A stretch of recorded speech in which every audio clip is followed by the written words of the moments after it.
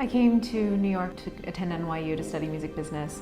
Yeah, I was 16 years old. I turned 17 shortly thereafter, but when I arrived in August of 2001, I was 16 years old. Chaotic, to say the least. Of course, 9/11 happened just I believe my second week of classes, so that colors the memories of that time. But it was overwhelming in general. I mean, I was on my own. I went to go see Michael Jackson on September 10th, and I was starting classes. I was responsible for getting myself to classes every single day. It was definitely overwhelming. I came to New York University to study music business, and part of the reason that I was so interested in music business was because I'd been such a big fan of Michael Jackson. Not only of his music and his dance and all that, which is incredible, but also of his business acumen. So I came to NYU knowing so much about publishing and royalty rates and things like that because I'd studied all of his business deals. Our first week of classes, we had this program meeting that we would do, which they were weekly assemblies where everybody in our major would get together and discuss things that were happening in the industry. We would have speakers come in from various record labels, or NARAS, which works with the Grammys and different songwriters, things like that. It was a time to come together and really assess the landscape of the music business. And the very first program meeting, I was introducing myself to the group as a whole. And I don't remember if I was running for some sort of representative position or if I just wanted to introduce myself for whatever reason. But I was wearing a Jackson's Victory Tour t-shirt, and it was vintage. I just bought it in the Village. And a young man came up to me and told me that he liked my shirt, and that young man turned out to be Jordan Chandler.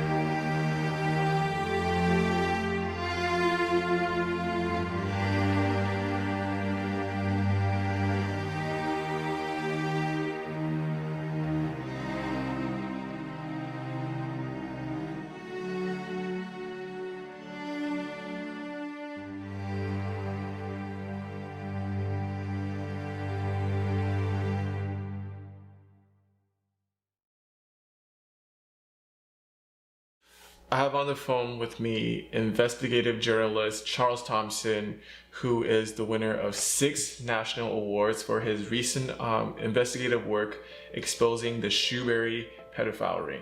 So Charles, you've sat in on a lot of pedophile cases.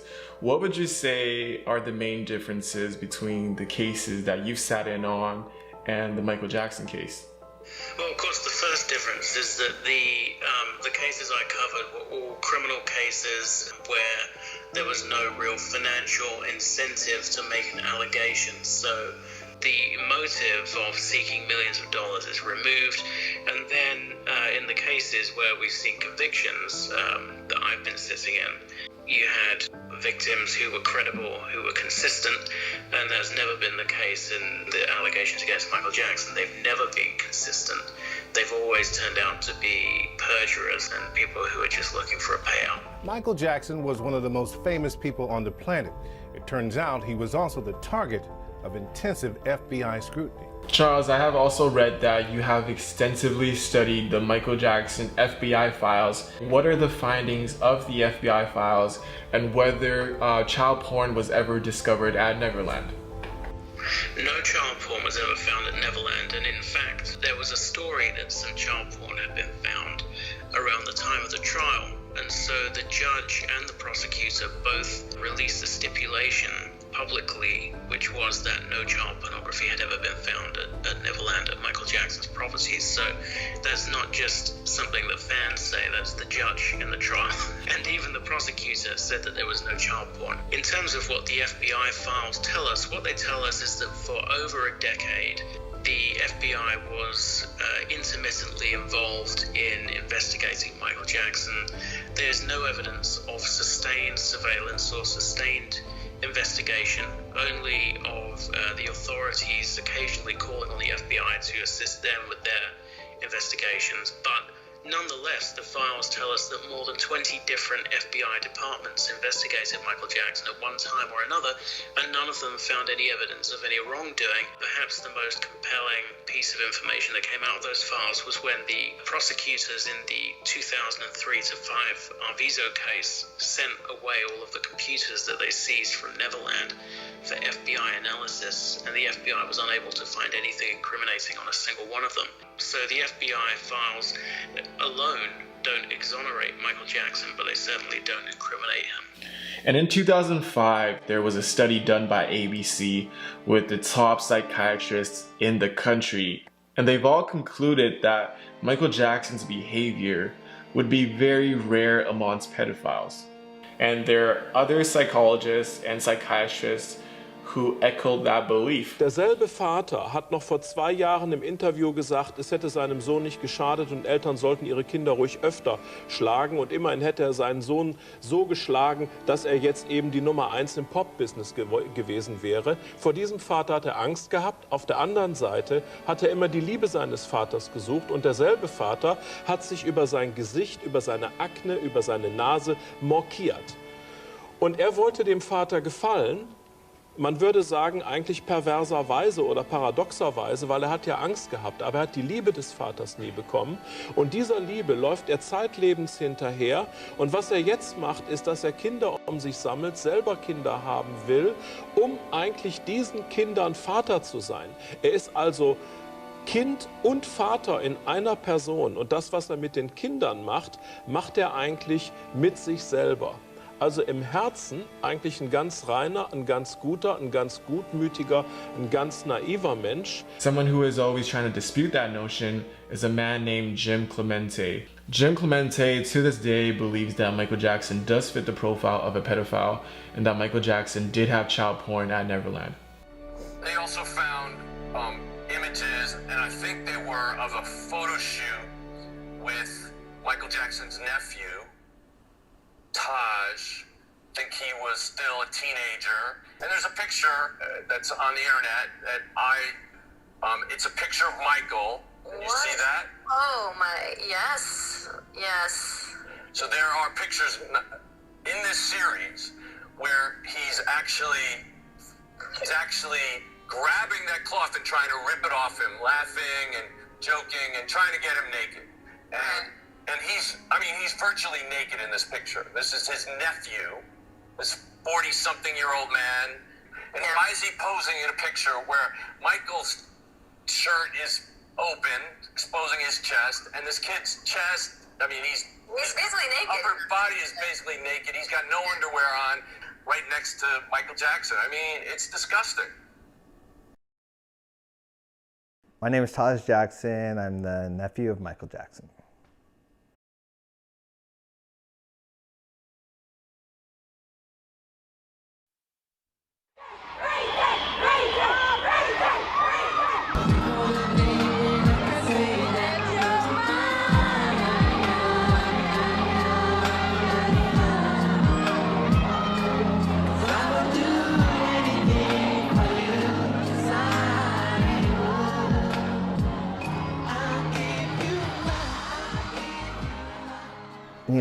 I know it's not going to be put to rest, but I hope that it's really put to rest because these pictures have been circulating. These pictures are annoying that they're circulating.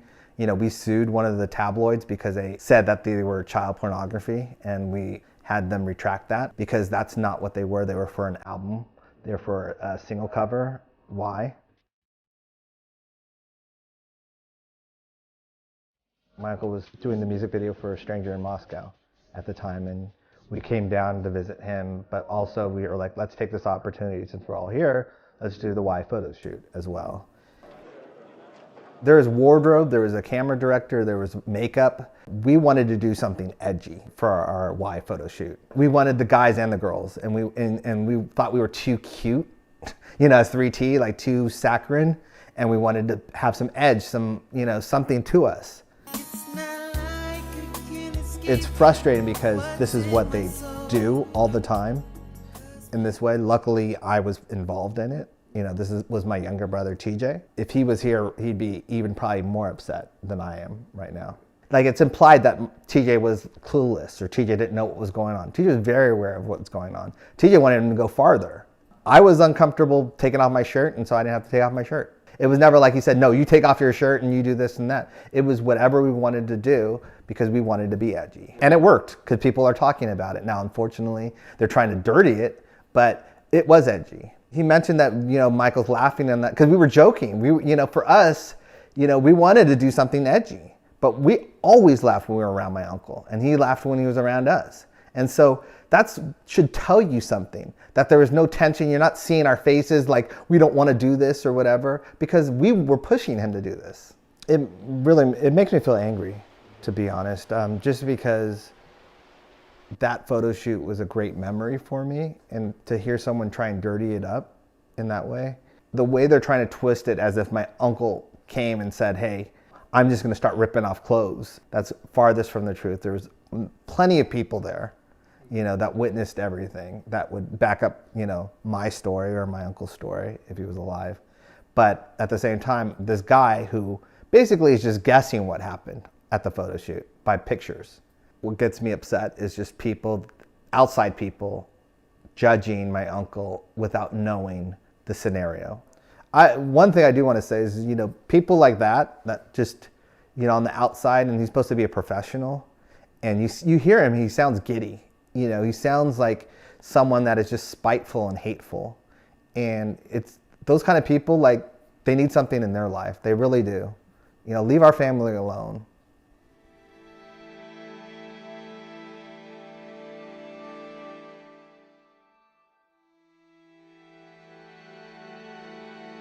You never done things and it was like just missing in your life, you just go back to do it. And Mike just liked to just have great fun, and the stuff he liked to do, adults don't like doing that. I think he had more fun hanging out with just everyday people that you didn't even know who they were. You know, either they were local people or tourists or whatever. And he didn't even know who they were. You know, you just meet them and talk to them and get to know them a little bit. Hey, you want to come out to the range? You were invited to Michael Jackson's Neverland before. I mean, it was amazing. I've been there probably 8 times. Yeah, I spent the night. The first time I ever went was actually the time I spent the night. He walked us through his entire house. His bedroom, his memorabilia room, bathrooms, every place in his house. We were like telling him how beautiful it was, and he was like, "You've never been here before?" And my friends and I looked at each other like, "No, we sure haven't. Like, when would we have been here, you know?" So he would invite, if there were fans sitting outside, he would like see us and tell Violet, who was security, to let us in, and he would just let us do whatever. So that speaks volume to just how easily he trusts people to like come into his life even. Yeah.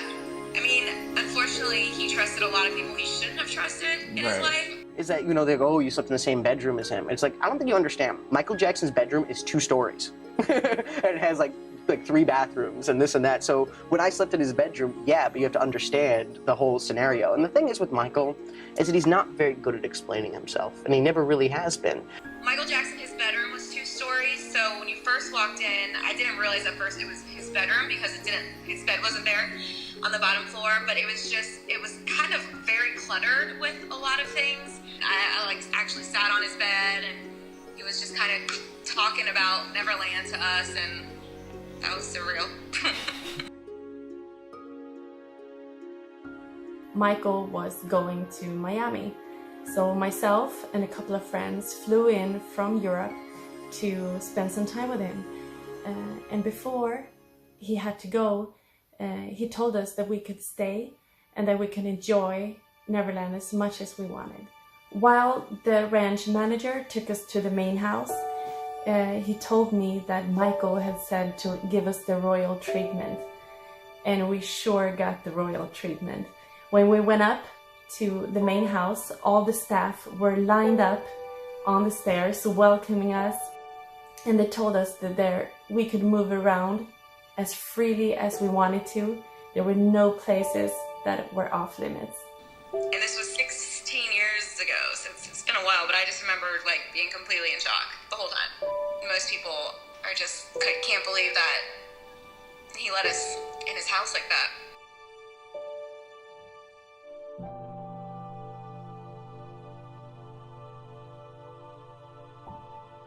Several weeks later, after we'd already come back to classes after 9/11, I was working as a work study in the music department, so he came in to register for private guitar lessons. He always carried his guitar with him everywhere he went. And we had a nice conversation. He remembered me from our program meeting. We had a little chat, exchanged pleasantries, and he gave me his form. And as I went to register him for these private lessons, I saw his name for the first time, which was Jordan Chandler. And I believe he told me his first name, but I didn't know his last name at that point. And when I saw Jordan Chandler on a piece of paper, I couldn't quite place it then either. It just sounded very, very familiar. And keep in mind, at the time, Jordan Chandler's name wasn't widely known because in the US, alleged crimes of sex abuse, particularly when they're minors, are very protected. But I went online and I asked Jeeves, dating myself, and I suddenly realized that he was in fact the first accuser from 1993.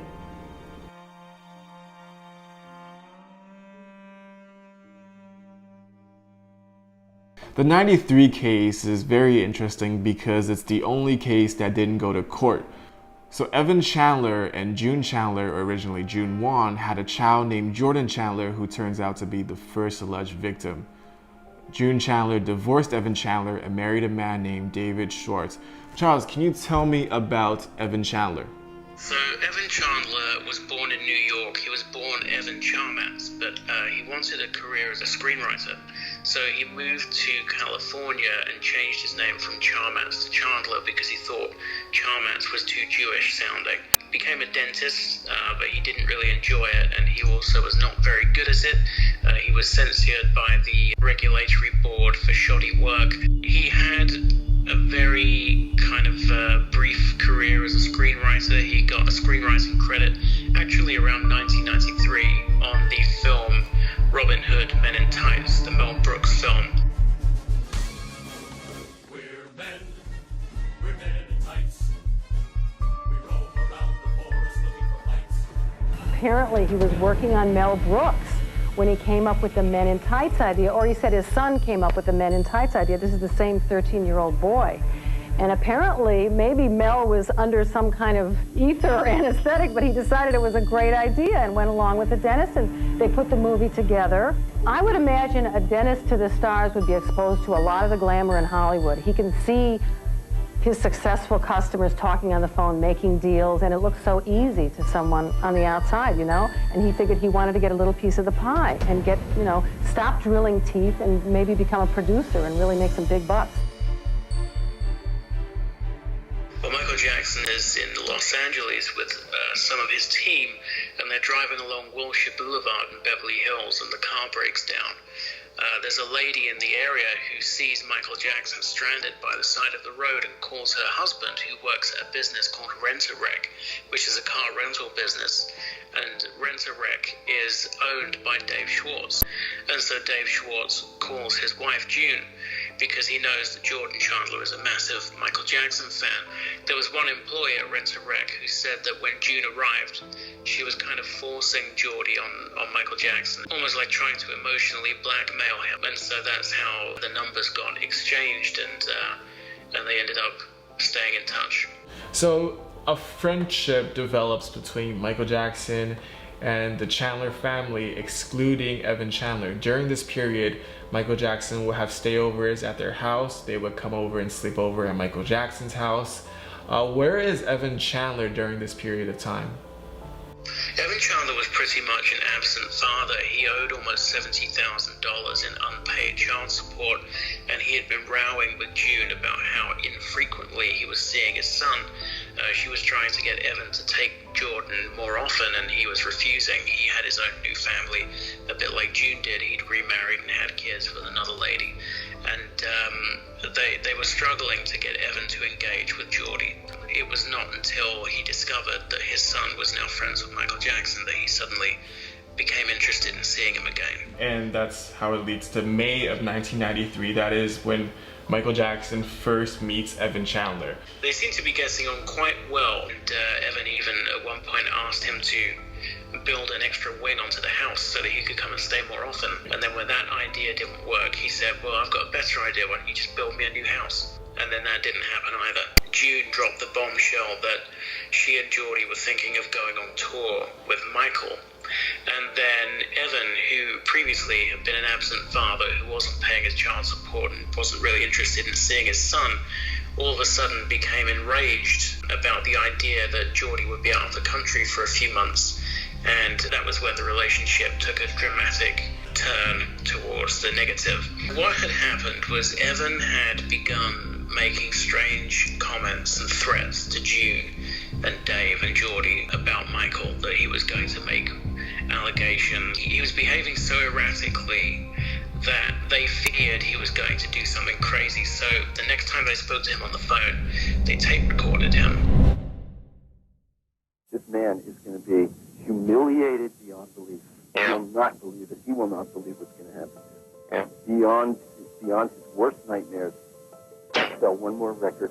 If I go through with this, I win big time. I will get everything I want. They will be destroyed forever. He's talking about how he's furious that Michael has stopped phoning him and stopped taking his calls, and how Michael has stolen his ex-wife and torn the family apart, and how he's plotting his revenge. And he says everything is moving in accordance with a plan that's not just mine.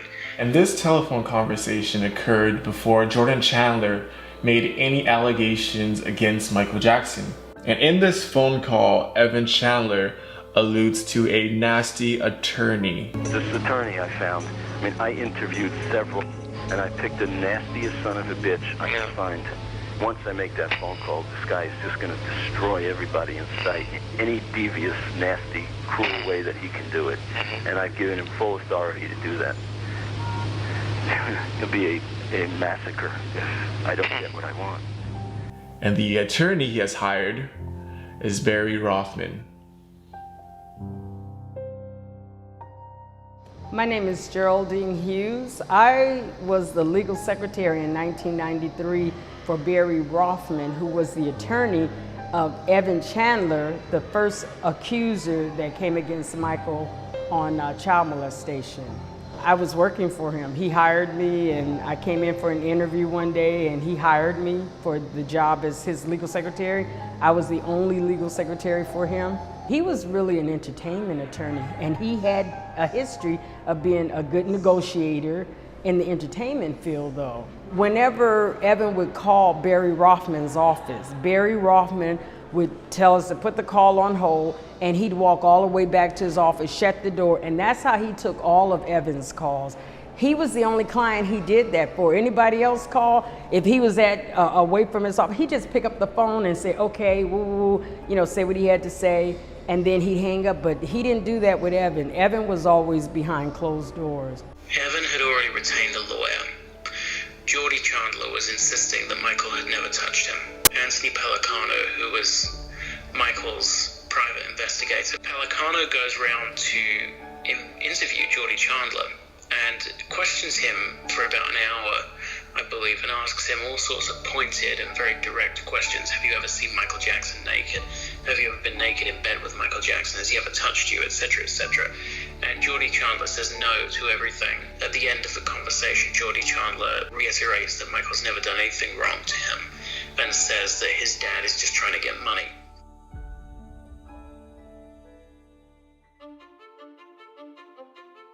it started out a custody issue. Evan Chandler wanted the custody of Jordy because in order to coerce a child into saying something that's not true, you need time with that child.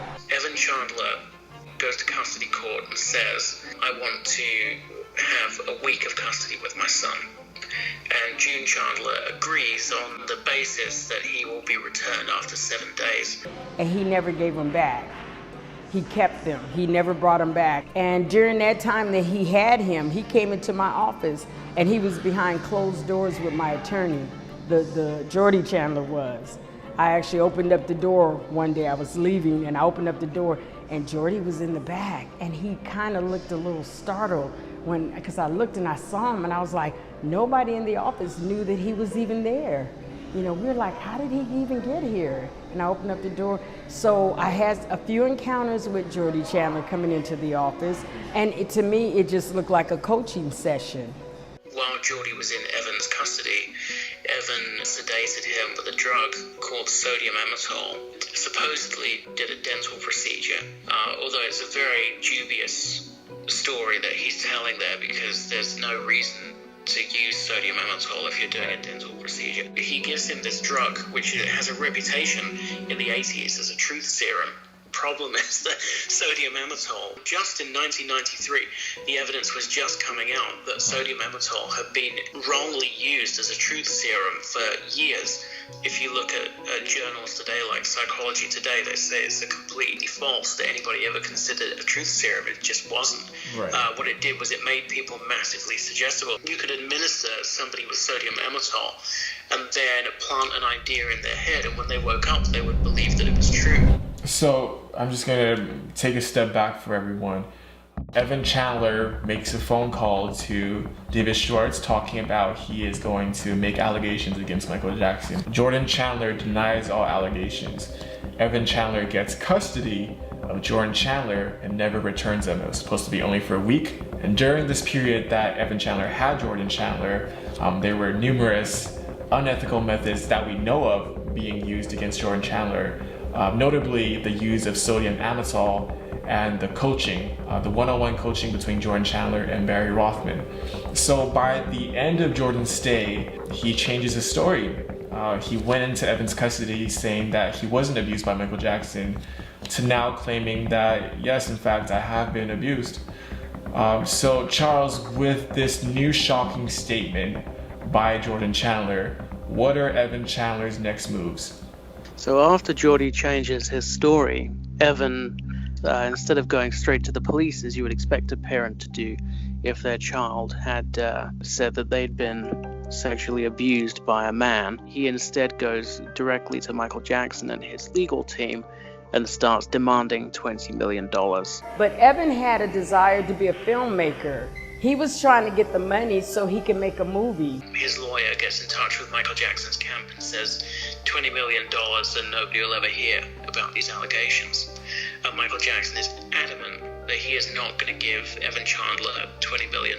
So the counteroffer, which comes back, a deal for 3 scripts. And they say you'll be paid $350,000 per script. He said, I'll contribute that to your film project just to give you and your son a chance to mend. Because at that time, Evan was saying he's stolen my son's affection. He put that in the paperwork. He said, my son is being starstruck by this superstar. He's stolen my son's affection. And so Michael just simply said, this will be a great opportunity for you and Jordy to reconnect because you'll be able to write them together. Rothman come back and say, you're nowhere near what we're asking for. That's less than $2 million. You know, we're not going for that. The next offer that comes in from Jackson's camp is one single payment of $350,000.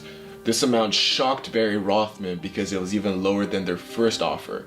So by now, Chandler and Rothman figured out that Jackson camp was not serious about negotiating. So Evan Chandler suggests that he is willing to take the original $1 million deal. Pelicano responds, that's never going to happen. Meanwhile, the custody situation happens between Evan and June. But what happened was June filed an ex parte motion. An ex parte motion means show up in court the next day.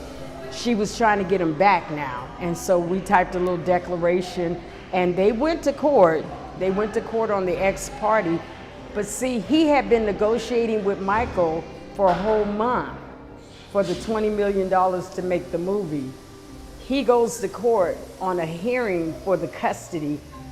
A family law judge, he said nothing to that judge about his suspicion or I think my child is, being molested. He didn't say anything. So the judge ordered him to return Jordy back instantly. And in order to maintain custody, Evan has to go to the psychiatrist and have Jordy disclose. I can promise you 3 days later is when we got the breaking news. So he never took him back. He took him to the doctor that he had already queried about molestation. He sort of acts out of haste and goes and triggers the criminal proceedings as a knee-jerk reaction to the custody situation. And then that means that he loses control of the situation and the negotiations cease because now the police are involved. This is NBC Nightly News with Tom Brokaw. Good evening. Michael Jackson is in Bangkok, Thailand tonight, where he has now postponed 2 concerts, claiming that he is ill. Well, back in Los Angeles, there's a press frenzy over investigations into child abuse by Jackson. Remains the Children's Services report detailing the charges by a 13-year-old boy. That boy says that he and Jackson often shared... The media went into a frenzy because after the Michael Jackson case kicked in, basically their ratings went through the roof. It was astronomical, the difference that this story made to the ratings of shows like Hard Copy and A Current Affair. I cannot think of a story that's bigger. I mean, this is a story, if not of the decade, well, certainly of the decade, but probably of one of the great stories of the century. This was an era with no internet and no social media. And so there was a real thirst for knowledge about Michael Jackson because he was the biggest, most famous person in the world, but people really knew basically nothing about him.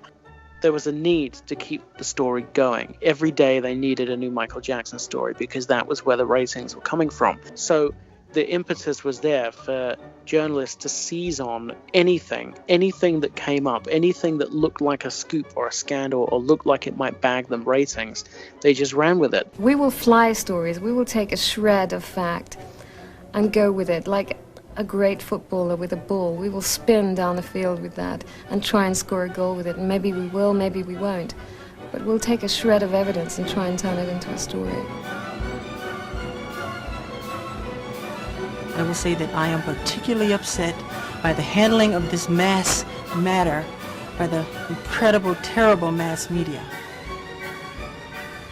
At every opportunity, the media has dissected and manipulated these allegations to reach their own conclusions. I ask all of you to wait and hear the truth before you label or condemn me. Don't treat me like a criminal, because I am innocent.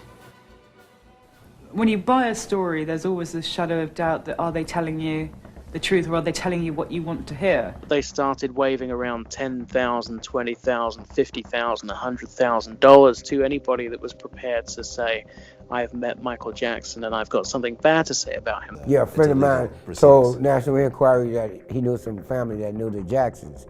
And they called me on the phone and asked me to come to the hotel. I said, I'm here to help Michael. Oh, he said, oh, no. That ain't what we want with you. We heard it that your boy spent nights at the house. We want to know if Michael tampered with him. I just picked him up or touched him in any kind of way. If he did, we got $200,000 for you.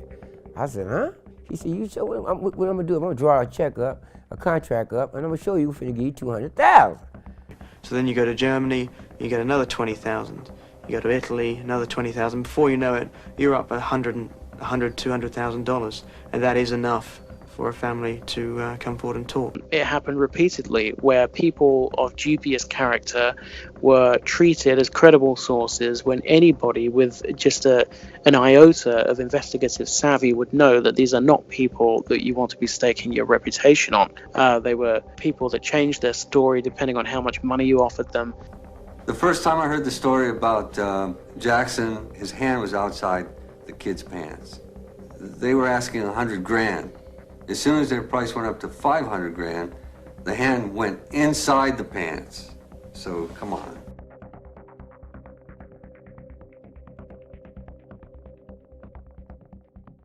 But basically, Latoya, you're drawing your own conclusion that Michael abused young men, young boys. No, I'm not drawing my own conclusion that he abused young boys. That's totally wrong. I am not drawing my own conclusion. LaToya Jackson at the time was married to a man called Jack Gordon, who was involved with Genevieve's mafia. He was a very disturbed character, violent and abusive. Pimped LaToya out like a prostitute. He forced her to do semi-pornographic magazine shoots, that kind of thing. And if she disagreed with him or refused to do anything that he told her to, then he would either beat her or threaten to have members of her family killed. This went on for many, many, many years. He literally said, I'm going to kill you, your brother, everybody. Yes. No, not everybody.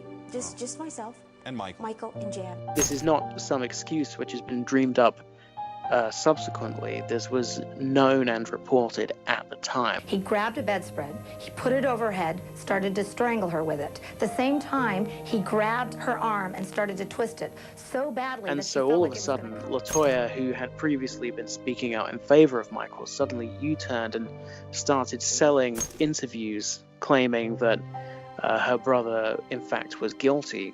Early '94, when LaToya appeared on an Australian TV show, and the host of the show realized that there was something wrong with the situation. He realized that all of the answers that LaToya was giving were being fed to her by somebody else, who he identified on the show as her husband, Jack Gordon. Well, Ms. Jackson carried on with that nonsense for about another 25 minutes, all the time being prompted by someone in the studio, but off camera. Presumably her husband, manager Jack Gordon. People like you will let this go on, and it's very, very who's wrong. talking to you in the background? I refuse to sit here and listen to you talk this way. I think it's wrong of you. Who's talking to you in the background? So I have nothing else to say to you whatsoever. And when he questioned her about it on the air, she just looked like a deer in the headlights and suddenly stood up and stormed off the show and wouldn't answer any more questions. I can't hear you, but I definitely want you to hear what I'm saying. Because you do have a serious problem, sir. Whatever it is, I don't know. But you do need to go see a psychiatrist. Goodbye. Her husband decided that there was a lot of money to be made from switching sides and saying that Michael was guilty, and indeed there was. After the allegation hit, prior to that, they were on opposite end, because June never did agree with the allegation. But after the allegation hit, they were meeting in my attorney, David Schwartz, June Chandler, Evan Chandler, and my attorney. They were all meeting behind closed doors in my attorney's office. And I heard Evan blurt out, he says, my ass is in danger of going to prison right here. Inside the law office, the only thing they were asking for was money. Where's this money? How much? They were sending discovery in, and the discovery was only trying to find his money. I was crazy too. I'm like, y'all just looking for money? You're not looking for justice? You're only looking for money?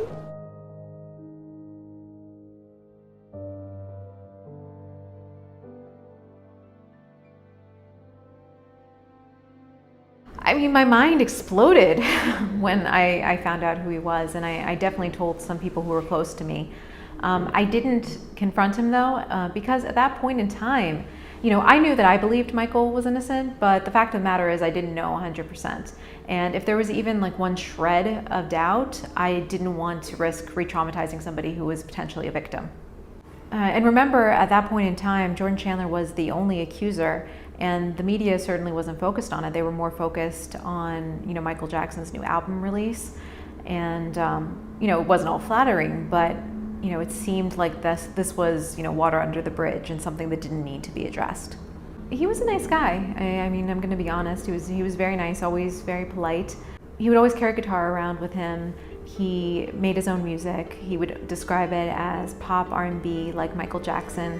I remember that because he said it many times very clearly. He would wear fedoras. Yeah, that was Jordan.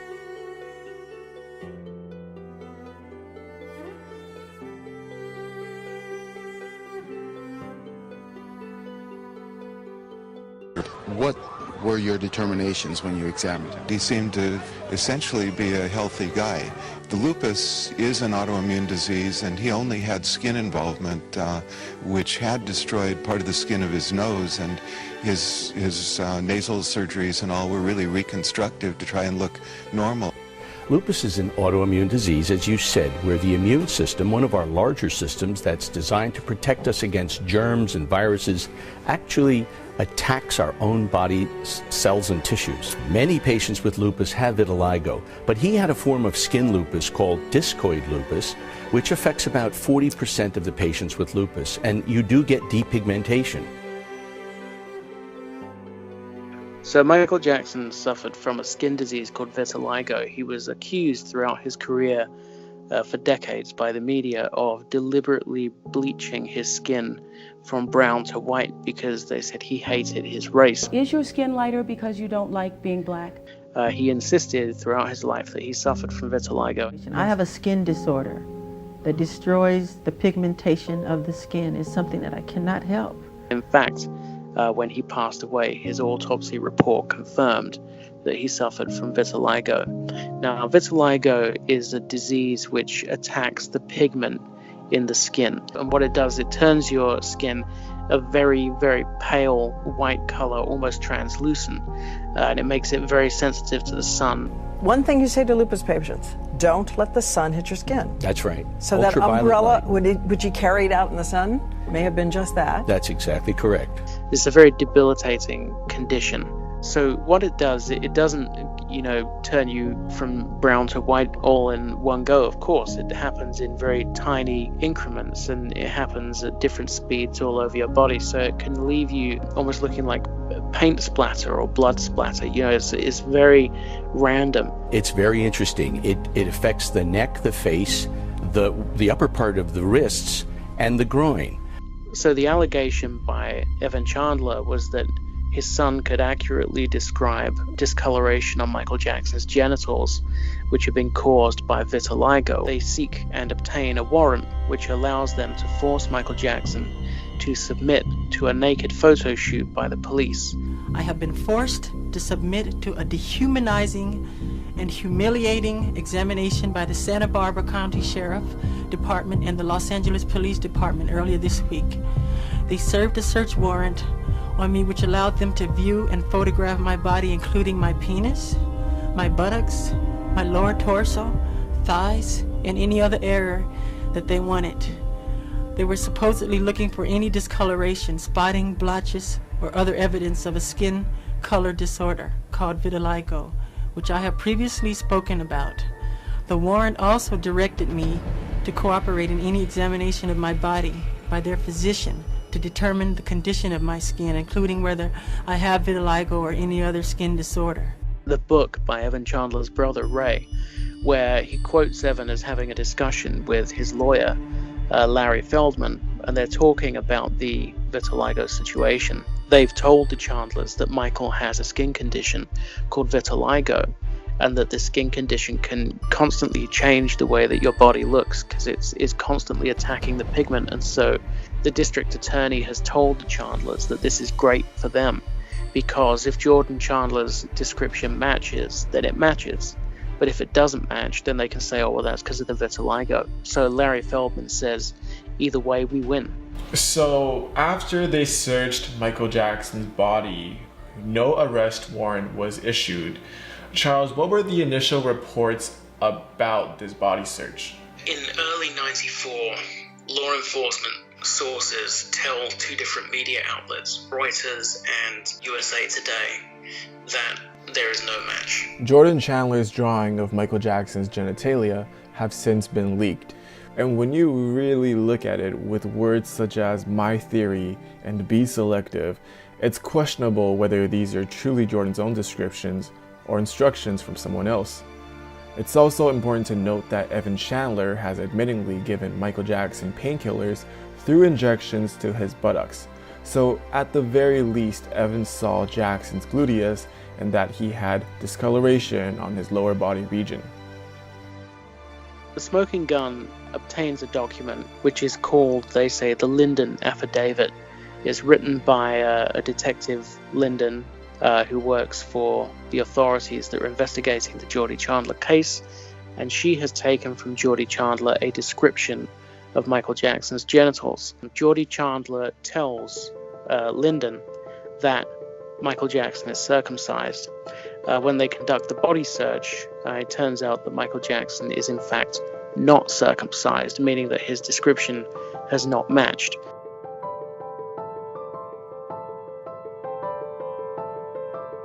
What had happened was Barry Rothman was being sued by Michael Jackson for extortion, so he quits representing the Chandlers. The Chandler then proceeded to hire Gloria Allred, who then proceeds to hold a press conference claiming that the Chandlers are ready for a criminal case.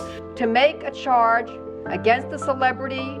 Gloria Allred is shortly fired, and Barry Rothman, who's now working in the background, offers Larry Feldman as a replacement, an attorney who is willing to push for a civil case. Charles, what is the difference between a civil case and a criminal case? For anyone that's listening that doesn't know the difference, a civil case is where you sue somebody and that's for money, and a criminal case is brought by the state, the government, and that is a case where if you're convicted, then you go to prison. So that they're two very separate processes. What happens is that the criminal case stalls because they can't find any evidence to suggest that Michael's done anything wrong. So they raid his house, they don't find anything incriminating. They raid his family home, they don't find anything incriminating. They raid his doctor's offices, they don't find anything incriminating. Of course, you've got a boy at the center of the case who at first said he wasn't molested, then changed his mind and said he was molested, and only changed his mind after being given sodium amytal. So then they go off looking for other victims and they can't find any. In fact, if anybody wants to go back to 1993 when I was interviewed by the Santa Barbara Police Department, I sat there and I gave them the names.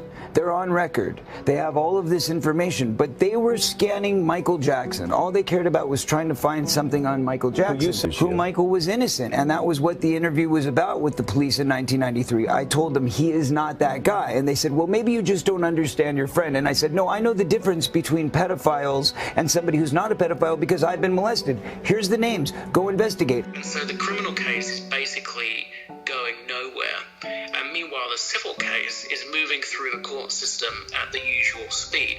So the judge in October of 1993 orders depositions. Now, a deposition is where you are forced to state your case, to give your evidence under oath. It can be done in court, or it can be done under oath elsewhere and audio taped or videotaped. Now, he orders that Michael Jackson is to be deposed by January. The problem with this is that if you have a civil case which comes before the criminal case, and you are forced to give away your defense, then what that does, it gives the prosecutors a front row seat for your defense. They can then go away and tailor their criminal case to circumvent your defense case. So, for example, if you say, I have an alibi in the civil case, then the prosecutors can go away and tailor their criminal case where they change all the dates, and they can just change their case to get around it. If you have a witness, they go and discredit that witness, or they put it on a day when that witness was not there. They just take out your defense chunk by chunk. So by the time you come into a criminal court, where your life is on the line, your freedom, rather than your bank balance, you have no defense. So you've wasted your defense trying to save some money, and now you're going to prison. That's the problem with a civil case preceding a criminal case. Now, from October 93 to January 94, Michael's defense goes back to court 4 different times and argues to the judge, we need the civil case delayed so that it doesn't precede the criminal case, because this is unconstitutional. If you force our client to give away his defense, then you're denying him his constitutional right to a fair criminal trial. Michael Jackson lost 2 very important motions that he should have won. One was a preference. A preference has to do with either he was too young to remember and there's a memory issue, or he's too old. Larry Feldman keeps arguing is that because the complainant is a child, his memory is not fully developed and he would be at risk of losing his memory if his testimony is not heard quickly. Jordy Chandler was 14 at the time. He wasn't too young or too old. The Jackson lawyers are going to court again and again and again to try to get this deposition put back, to get the civil case put back so the criminal case can precede it, and the Chandlers are fighting hard to stop that from happening. Evan Chandler was asking the court to push the civil case while the criminal case was going, because normally the criminal case has to take precedence over the civil case. He shouldn't have won on that one. because constitutionally that went against Michael's constitutional right. He won on that one too. Michael's deposition is due on a particular date in January. What happens is initially he's saved by the Los Angeles earthquake of '94, which happens the day before he's supposed to be deposed. That buys them an extra week, but within that week they're again not able to postpone the civil case deposition. When the judge is not ruling in your favor, that tells an attorney, maybe we need to settle this because he's not ruling in our favor right now. And so on the eve of literally the night before he would have been forced to give away his defense under oath, the civil settlement is reached, the civil case is settled. He was negotiating, Johnny Cochran came on board. He was negotiating with the insurance company. At first the insurance company said no, they weren't going to pay it. And he went back and forth, and Johnny Cochran negotiated. He was a great negotiator because he was a PI attorney. He started out a PI attorney, and he convinced the insurance company to pay the settlement. When Michael settled the case, the judge, they made him drop his extortion claim. So the real story hasn't been told. The real story is that Michael Jackson was the victim of an elaborate extortion scheme that launched the false allegation.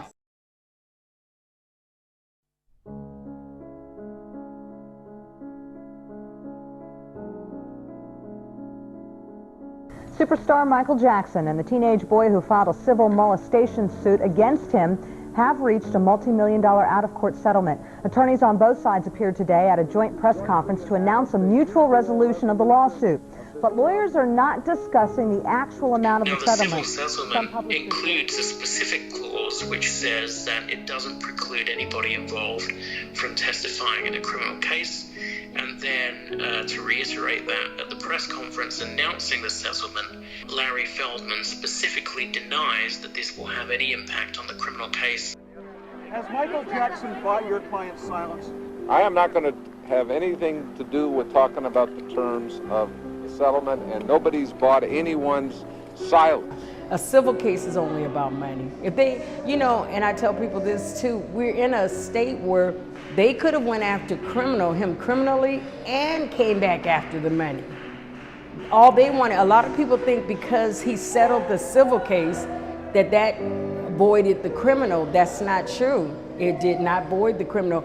The reason they never came after him criminally in '93 because they couldn't find any corroborating evidence to agree with Jordy Chandler's story. As a matter of fact, they found out that the description he gave of Michael's body was not accurate.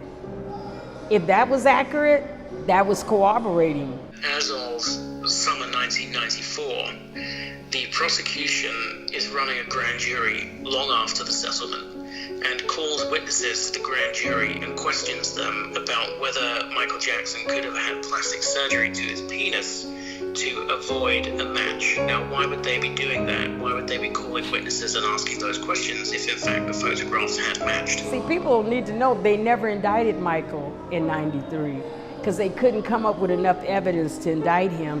And so the way they're spinning it, well, oh, he settled, so that voided the, no, it did not. If that prosecutor, Tom Snedden, could have found anything to corroborate that boy's story, he would have still gone after him criminally too.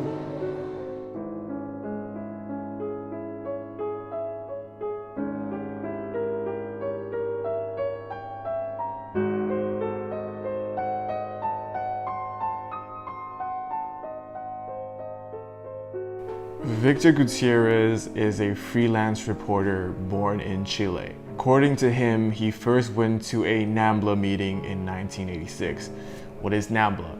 NAMBLA stands for North American Men Boys Love Association. So it's basically a pro-pedophile group. Tell us about you infiltrating this group.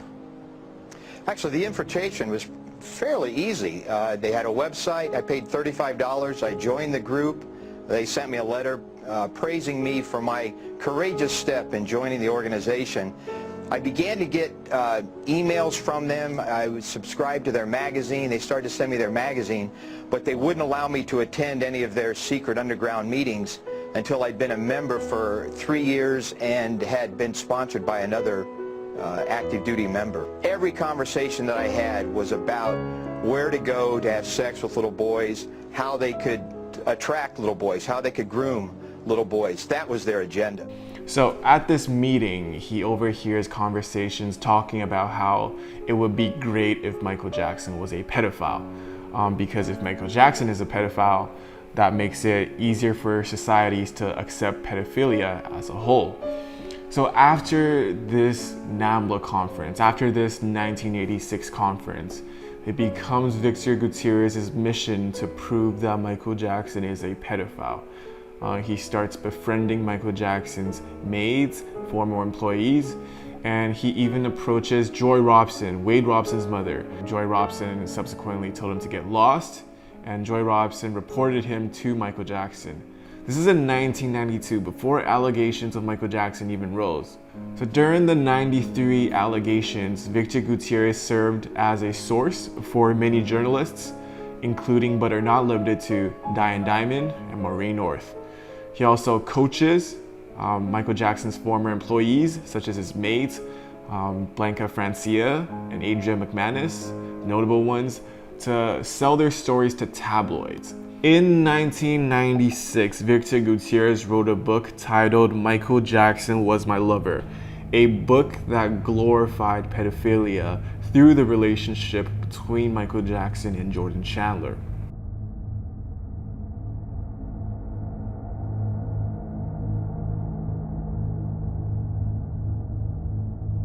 The Chandler family has since dismissed Victor Gutierrez's book as pure fiction. The Chandlers, Raymond Chandler, released a book in 2004 titled All That Glitters. Within days of Jordan Chandler and his family settling his 1993 lawsuit against Michael Jackson, I received a call from Jordan's uncle. He wanted to do a book in which he would describe in detail the allegation of molestation against Michael Jackson. And he said that Jordan's father had given him all the information he needed for the book, and he believed it was outside the bounds of the confidentiality agreement because he would be the author. After careful examination between Michael Jackson Was My Lover and All That Glitters, these two books, we have found many instances of consistent storytelling between the two books, especially from Evan's point of view. At times, the stories are even word for word the same. Truthfully speaking, the only differences between the two books are the supposed sexual acts between Michael Jackson and Jordan Chandler. Now, when you look at some of these parallel stories even deeper, Gutierrez's book, which preceded the Chandler's book by 7 years, even sources some stories directly to Evan. So how would it be possible for Gutierrez to tell these confirmable stories first? Michael Jackson Was My Lover also featured many documents of the Chandler family that could only have come from Evan.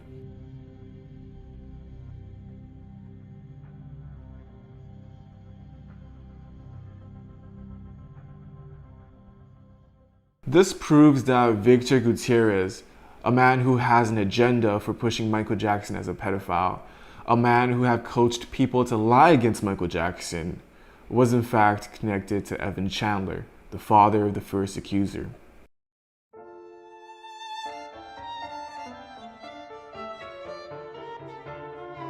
We've gotten a constant stream of calls and letters from people making dubious claims about the singer. Frankly, we ignore most of them. But when I heard the facts of this story, I just had to go to Canada and check it out myself. Journalist Diane Dimond got a tip from her source that a child had been molested by Michael Jackson. This child lived in Toronto, so she flew to Toronto with authorities to interview the boy. And I'd like to make a confession about something that happened between me and Michael Jackson. And this child proceeded to tell wild stories with vivid details. Like, he started just touching like our stomach and things, like he'd rub our stomach and then he'd get lower, and then that's when I started saying, like, what are you doing? He said, it's okay, don't worry, bodies are meant to be touched.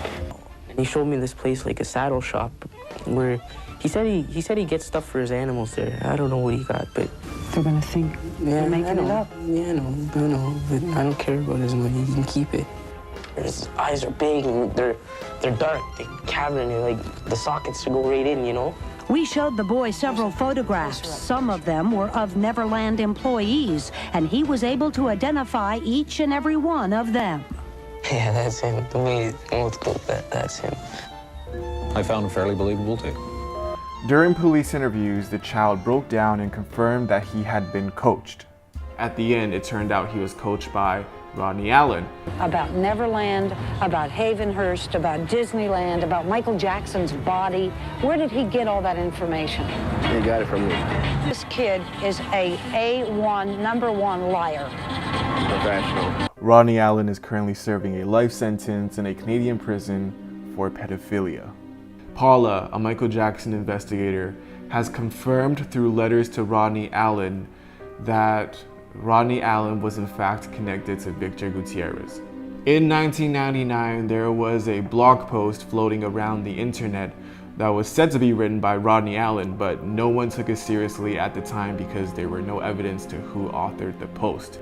Paula sent this blog post to Rodney Allen, and Rodney Allen has since confirmed that he in fact did write this confession. And in the confession, this is what he talked about in regards to the Jordan Chandler case.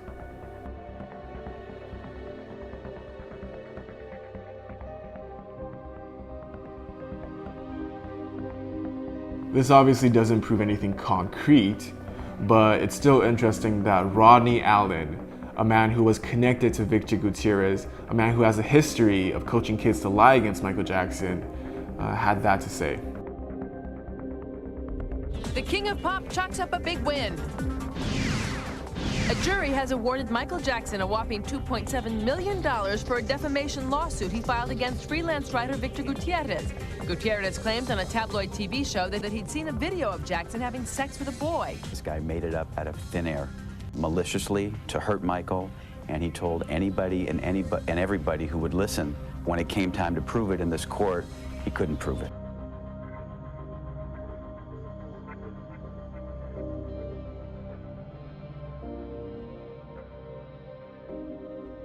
Years later, in the early 2000s, Victor Gutierrez again started spreading rumors regarding sexual abuse, this time around the involvement of politicians in Chile. A boy claimed he participated in these sexual activities and was able to describe stories with vivid details. It was later proven in court that the boy had never met this politician. While questioned, the boy could not even remember the politician's name. It had to be prompted by Victor Gutierrez off camera. It was later discovered that Gutierrez had paid this child around 10 to 20,000 pesos. There were no other witnesses nor proof, just the words of a boy who were connected to Victor Gutierrez, the same man who was connected to Evan Chandler.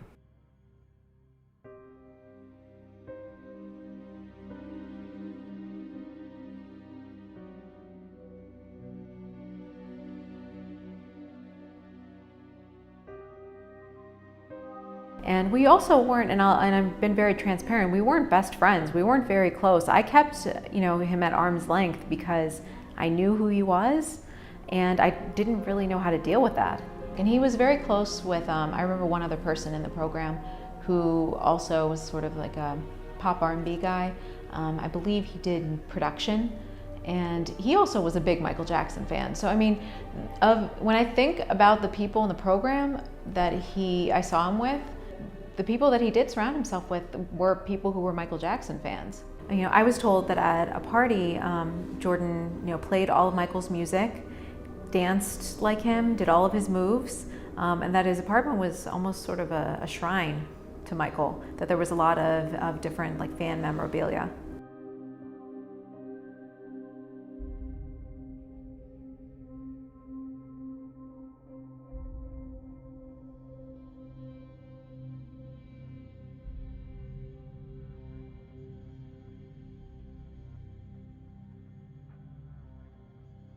It doesn't surprise me that people are scared to come out because, I have some flexibility. I work for myself.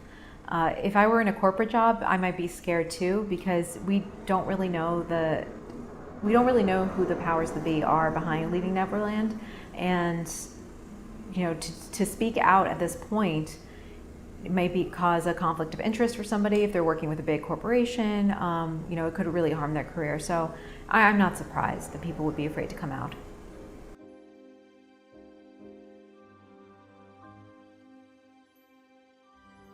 So after the settlement, Michael is married to Lisa Marie Presley and goes to work on an album called History. At a warehouse in London, staff listened to the long-awaited new songs today as they wrapped them ready to go on sale tomorrow. The album, called History, contains 15 old hits and 15 new songs. And much of the content of the History album, you could argue, of course, all art is subject to interpretation, but it seems to be quite clearly influenced by what has happened to him during the Geordie Chandler legal situation.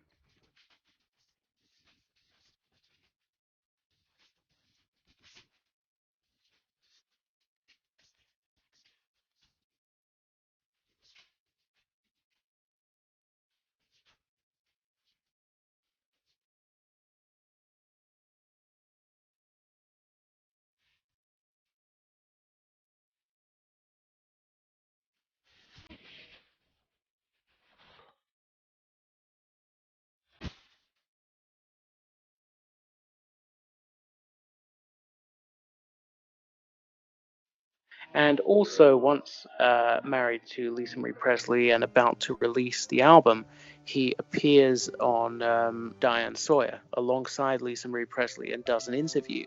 And during that interview, although he does not discuss any specifics of the Geordie Chandler case, he does say that he's innocent and that there's no evidence to connect him to any crime. The police photograph that they took of me, there was nothing that matched me to those charges. There was nothing. There was nothing that concurred. That's why I'm sitting here talking to you today. There was not one iota of information that was found that could connect me. So when we've heard that there was charges. a marking of some. Now, the combination of the album and the Diane Sawyer interview sends Evan Chandler into a rage, and he claims that Michael Jackson has breached the non-disclosure part of the settlement agreement. And so he files papers, and the remedy that he's seeking in this lawsuit is he wants $60 million in damages, and he also wants the court's permission to also breach the non-disclosure agreement and release his own album called Evan's Story. Yeah, so he basically went to court and tried to get a court order allowing him to release a rebuttal album, on top of seeking $60 million. That case rumbled on and on for about 6 years and eventually was tossed out of court, and he didn't get anything he was asking for.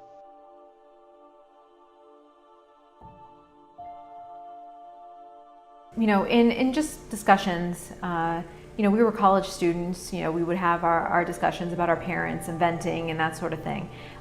He said that he felt very used by his parents and that he wasn't close to them. He never mentioned siblings either, so I don't know what was going on there, but he did say multiple times that he was not close to his family and that he felt that he was used by them.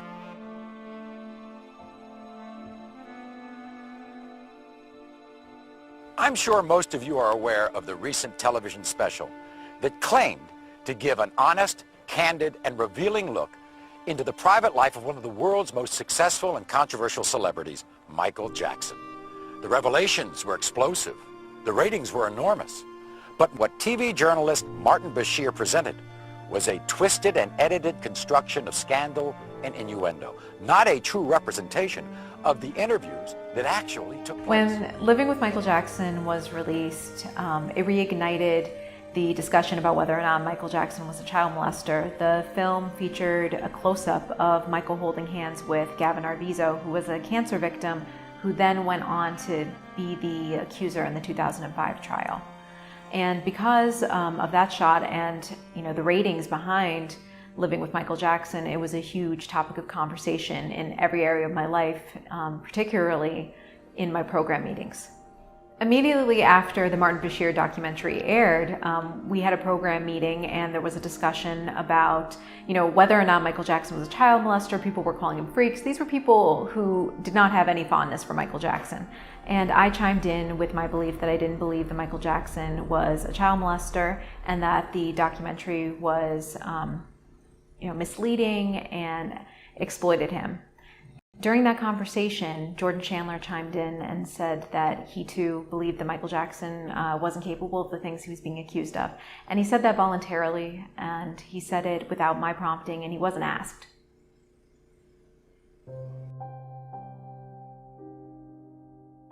He wasn't in the direct conversation, no. I mean, I was arguing with a group of maybe 3 other people, and he was seated close to us, but he wasn't in on this discussion.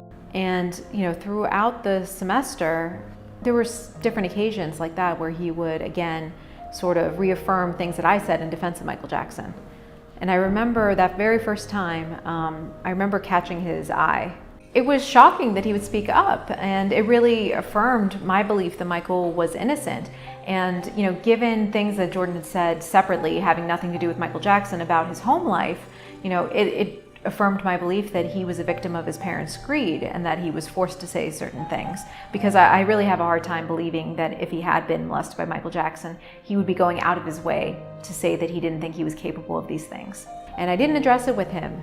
I mean, I was very young, and 2, I didn't really know how important it would have been to address it then. These conversations all happened before Gavin Arvizo made any allegations against Michael Jackson.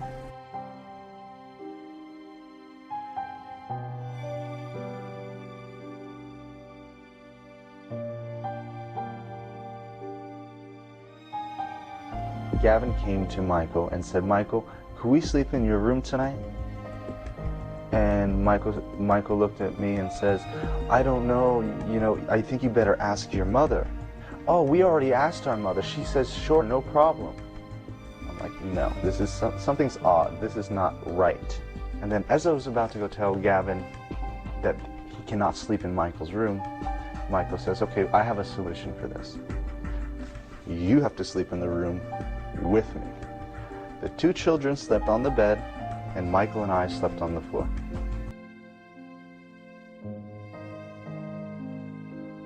We've filed formal charges, a felony criminal complaint against Mr. Jackson. The felony complaint involves 9 counts. 7 counts of 288A in violation of California Penal Code, commonly known as child molestation. Thursday, jurors listened as the teen contradicted his brother and sister's testimony and couldn't recall key details of the molestation allegations. The defense pointed out that in an early police interview, the young accuser said his grandmother had told him about a certain type of sexual act, even though he had testified that Jackson had told him about it. This young man, in a moment of high emotion with this former dean, looks the dean in the eye and says, "No, Michael Jackson didn't molest me."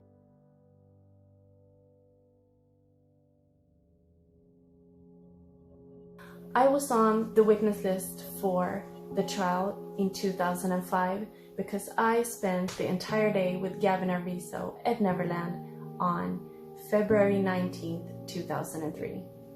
This was the very same day that Gavin and his mother Janet accused Michael of inappropriate behavior. The day that they accused Michael of wrongdoing was the day that Gavin didn't even see Michael. Instead, he was with us, having fun. In 2005, during the trial, you were on the witness list. Yeah, we were on the witness list because when we stayed at Neverland March 9th and 10th, Gavin Arvizo and his brother and sister were with us. And the reason why it was so important, the dates, is because Michael was supposedly abusing him until March 12th, and we were there March 9th and 10th. Right, so when you were and there... that was not happening. I don't know where prosecutors go from here. I don't know whether they can prevail and get the convictions that they want against Michael Jackson. Their main witness, the accuser, the alleged victim in the case, the one witness that the jury has to believe for prosecutors to win, just wasn't that believable. And now prosecutors are stuck. The most dramatic part of their case, the highest point of their case, is already passed, and they really haven't sold the jury, and it's not going to get any better from them from here. The 93 case, if they'd been able to try the 93 case, I think Michael Jackson would be in a lot more trouble than he is here. He's molested other children. Well, yeah, he only paid him $25 million out of the goodness of his heart. A pivotal day in the Michael Jackson trial. The judge in this case is set to make a ruling today if prosecutors can bring up previous child molestation allegations against Michael Jackson. One court observer calls these allegations the prosecution's nuclear bomb. It is official. The ruling that could make or break the case against Michael Jackson has been handed down. Jurors will hear about prior allegations of abuse by Michael Jackson. The trial here will have mini trial after mini trial as to other offenses. It'll be significantly longer, but it's significantly different than what we had last week or in the beginning of this trial up until last Friday. This is now a trial about pattern evidence, about propensity, and once a pedophile, always a pedophile.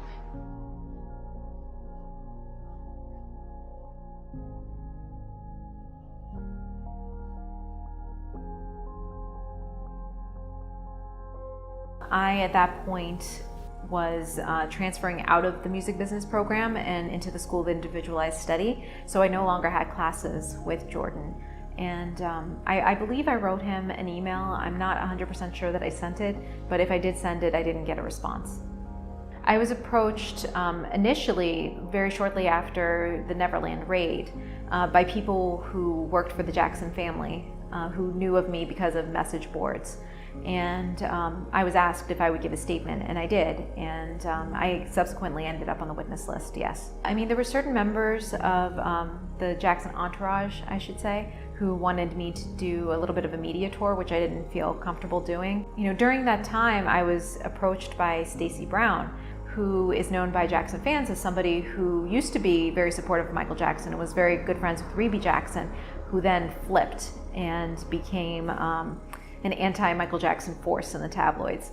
But during our conversations, when he would call me, he was very effusive in his praise of Michael, and he would urge me to sort of, I would say, plump up my Jordan Chandler story, which I never felt comfortable doing. I only would say, you know, exactly what I knew for a fact. But he even encouraged me to say that I was Jordan's girlfriend, or that Jordan had a crush on me, or something like that. And that was absolutely not true. In retrospect, knowing how he turned on Michael, I feel like he did it as like a preemptive way to discredit me, because, you know, if I were to lie about that, it would discredit my entire story. But I, of course, was never willing to do that. And I take this very seriously. Like, I firmly believe in due process, and, you know, it certainly wouldn't have won me any favors industry-wide to testify in his trial, and that's something that perhaps I was a little naive about as a kid, but now as somebody who's worked in the industry, I understand how things work. I don't think I understood the enormity at that time. All I knew was that this was somebody whose life and livelihood was on the line, and I had information that could potentially help him, so I felt it was my obligation and my duty. His name wasn't widely known, and from my discussions in the program, I don't think that there was really anybody else other than very few people who knew who he was. So yeah, people could be sitting on information that they don't even know is relevant. No, this doesn't benefit my career at all. This doesn't give me access to anything. I'm very much somebody who likes to be in the background. That's why I do PR and publicity. Like, I want my clients to be in the spotlight, but I myself, you know, I kind of would prefer to hide. But I'm speaking out because you asked me to, and because all of this nonsense is being rehashed and relitigated in the media, and it's ridiculous. You know, I understand that people would be skeptical of my story because I am a fan, and I don't hide that I'm a fan. But the fact of the matter is, you know, if I had even the slightest doubt that Michael Jackson was innocent, I wouldn't be speaking out. I heard directly from Jordan Chandler that he didn't believe that Michael Jackson was capable of the things he was being accused of. And that's very powerful. You know, every allegation since is built upon the original 1993 allegation. And I believe that if that one is false, which I do believe it is false, all the rest crumble.